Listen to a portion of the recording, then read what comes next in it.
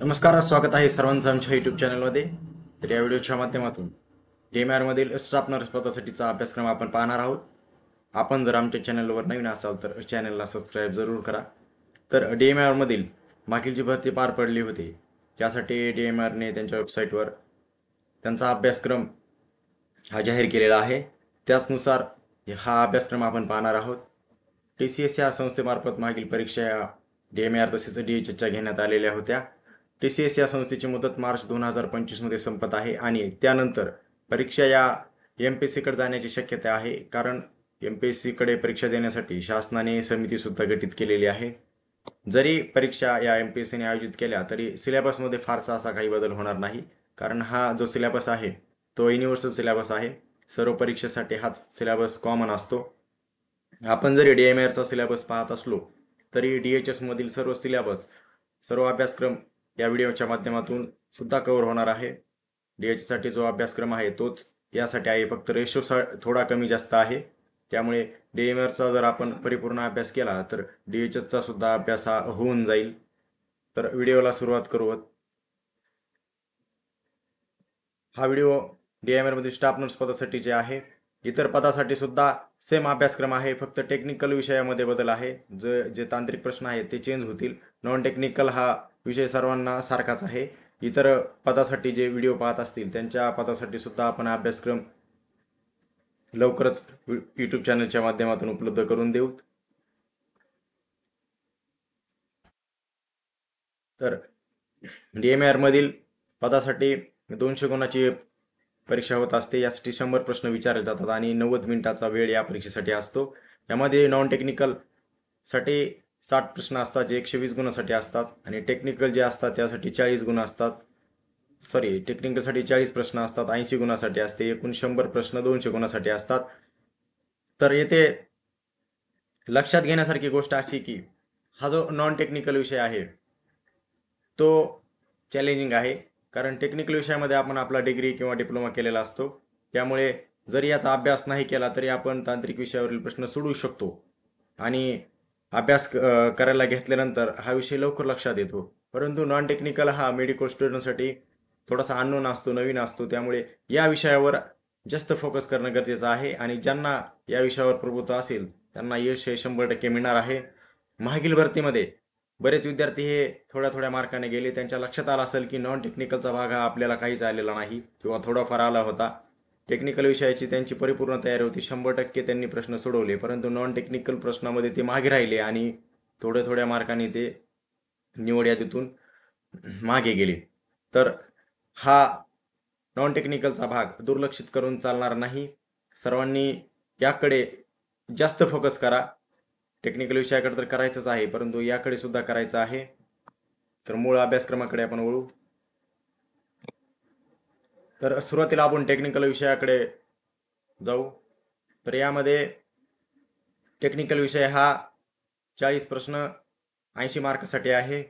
यामध्ये anatomy and physiology, त्यानंतर microbiology, sociology, fundamental of nursing, first aid and personal hygiene, त्यानंतर medical surgical nursing, communicable diseases, ear nose and throat, oncology, oblique skin, त्यानंतर पुढे mental health and psychiatric nursing, त्यानंतर पुढे community health nursing, computer education, midwifery and gynaecology nursing, community health nursing 2 आणि paediatric nursing तर अशा प्रकारचा हा technical subject आहे, ज्याला आपण तांत्रिक अभ्यासक्रम म्हणू. यासाठीचे जे आवश्यक पुस्तक आहे टेक्निकल आणि नॉन टेक्निकल याची आधी सुद्धा आपण शेवटी पाहणार आहोत व्हिडिओच्या.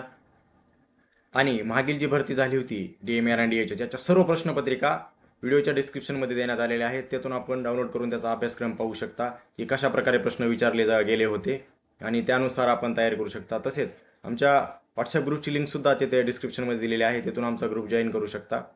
पुढील अपडेट सर्व ग्रुपच्या माध्यमातून आपणास उपलब्ध होतील. तर तांत्रिक विषय अभ्यासक्रम आपण आता पाहिला.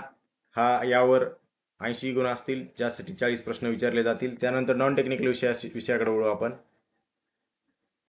नॉन टेक्निकलचा जो भाग आहे हा 4 विभागामध्ये विभागला आहे, ज्यासाठी 120 गुण असतील आणि यावर 60 प्रश्न विचारले जातील.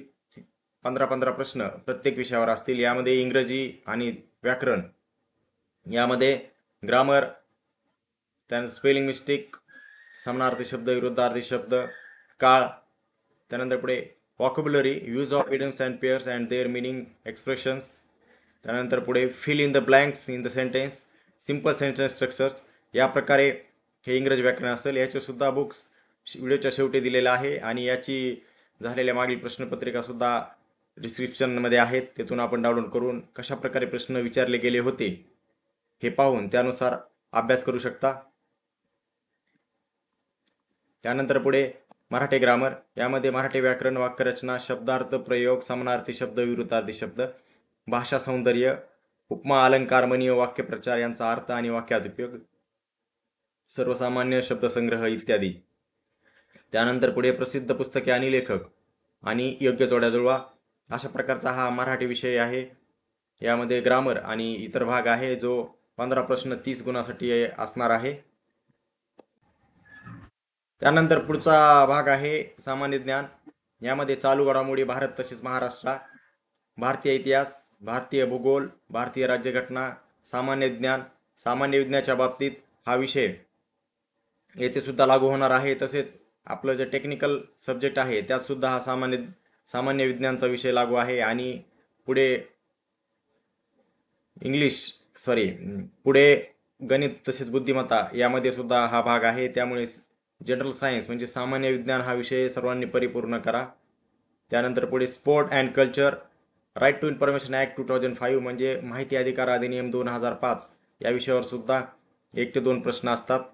त्यानंतर पुढे महाराष्ट्र पब्लिक सर्व्हिस ॲक्ट 2015 आणि information and technology related basic knowledge म्हणजे महाराष्ट्र लोकसेवा हक्क अधिनियम 2015 आणि माहिती तंत्रज्ञान विषयक महत्त्वाचे प्रश्न हे सुद्धा ह्यामध्ये विचारले जातात.